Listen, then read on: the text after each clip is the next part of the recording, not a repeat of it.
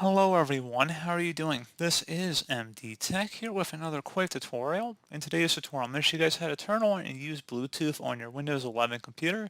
So this should hopefully be a pretty straightforward process here, guys. And without further ado, let's go ahead and jump straight into it.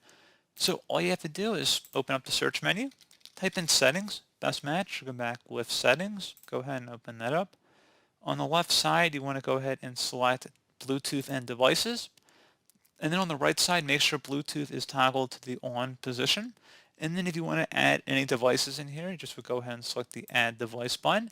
And then you walk through the on-screen prompts of actually connecting your Bluetooth device to your computer. Make sure your device that you're trying to connect is also discoverable and connected to your Wi-Fi settings, or at least connected to the internet. And then you should be able to go through the setup wizard here. So pretty straightforward process, guys. I do hope I was able to help you out, and I do look forward to catching you all in the next tutorial. Goodbye.